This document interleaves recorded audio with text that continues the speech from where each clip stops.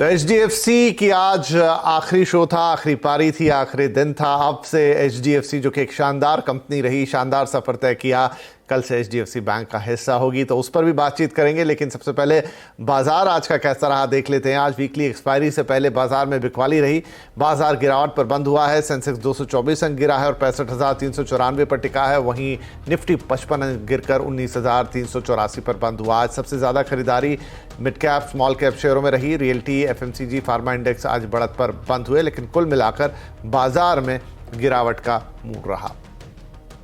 तो जैसा कहा, बात अब एचडीएफसी की। बाजार के चैंपियन एचडीएफसी में आज ट्रेडिंग का आखिरी दिन था। 3 दशक में निवेशकों को सालाना 16% का जोरदार रिटर्न देने वाला एचडीएफसी कल से एचडीएफसी के बाहर होने से बाजार में बड़े बदलाव आएंगे।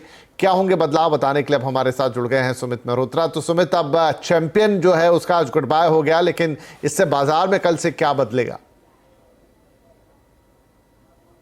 तो कल से निफ्टी 50 के अंदर भी एक बड़ा बदलाव होने जा रहा है, जहां पर दो दिग्गजों में एक फेरबदल है। एचडीएफसी लिमिटेड जो कि बाहर होगा और एल&टी इन्फोटेक माइंडट्री जो कि अब निफ्टी का हिस्सा बनता हुआ दिखाई पड़ेगा। तो इस बदलाव के कई सारे इंप्लीकेशन होंगे अलग अलग स्पेसिस पर, अलग अलग सेक्टर्स के अंदर भी। तो एचडीएफसी लिमिटेड बाहर होगा और एल&टी इन्फोटेक माइंडट्री जो कि शामिल होता हुआ दिखाई पड़ेगा। यानी कि निफ्टी की आज की मार्केट कैप करीब 154 लाख करोड़ है, जो कल 150 लाख करोड़ के आसपास होते हुए दिखाई पड़ेगी।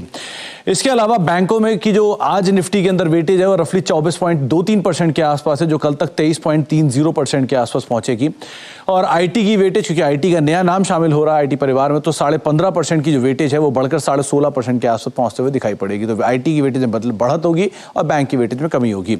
एचडीएफसी बैंक की वेटेज के अंदर एक बड़ा बदलाव होगा। 14.5% की वेटेज एचडीएफसी बैंक की होगी और अब ये निफ्टी 50 का सबसे ज्यादा वेटेज वाला स्टॉक बन जाएगा और वेटेज के हिसाब से एक हेवी वेट एचडीएफसी बैंक बनता हुआ दिखाई पड़ेगा। फिलहाल के लिए सबसे बड़ी जो कंपनी है वो है रिलायंस, 10.86% के आसपास की वेटेज। इसकी वेटेज में बदलाव होगा और 10.80% के आसपास वेटेज पहुंच जाएगी। एचडीएफसी बैंक की मौजूदा वेटेज 8.5% है, ये बढ़कर 14.5% पे वेटेज इनकी पहुंचते हुए दिखाई पड़ेगी। मौजूदा वेटेज आईसीआईसीआई बैंक की 7.79% है, जहां पे 7.75% इनकी नई वेटेज होते हुए दिखाई पड़ेगी। एचडीएफसी लिमिटेड जो कि करीब 6% की वेटेज रखता था वो बाहर हो जाएगा। और इसके अलावा कुछ और अगर स्टॉक्स की बात करी जाए तो जहां पर फेरबदल है, तो थोड़ी बहुत जो आईटी के अंदर भी वेटेज में चेंजेस आते हुए दिखाई पड़ेंगे।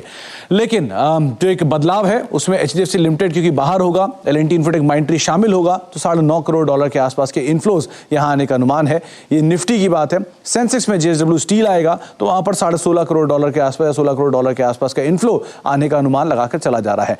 इसके अलावा एक बड़ी वेटेज में बदलाव होगा एचडीएफसी बैंक के अंदर, जहां पर फेरबदल होकर 14.5% के आसपास की जो नई वेटेज है वो यहां पर होते हुए दिखाई पड़ेगी। ये चेंजेस निफ्टी 50 के थे। एमएससीआई के अंदर ये बदलाव होगा, जहां पर 0.5% एडजस्टमेंट फैक्टर का एक इस्तेमाल किया जाएगा और थोड़ा बहुत जिसके चलते आउटफ्लोज होते हुए दिखाई पड़ेंगे। इसमें और डिटेल्स भी आएंगी, लेकिन जो मौजूदा डिटेल्स हैं उसके हिसाब से करीब 15 से लेकर $20 करोड़ के आसपास का एक आउटफ्लो यहां पर अनुमान लगाकर चला जा रहा है एमएससीआई की वजह से। इतना ही नहीं, एमएससीआई की वजह से एचडीएफसी बैंक के जो कंबाइंड सेल ऑफ है वो करीब $25 करोड़ के आसपास का एक्सपेक्ट किया जा रहा है एमएससीआई के अंदर। तो निफ्टी में एक बड़ा फेरबदल और उसके जो इंप्लीकेशन है वो अलग अलग स्पेसेस पे आप आते हुए देखेंगे।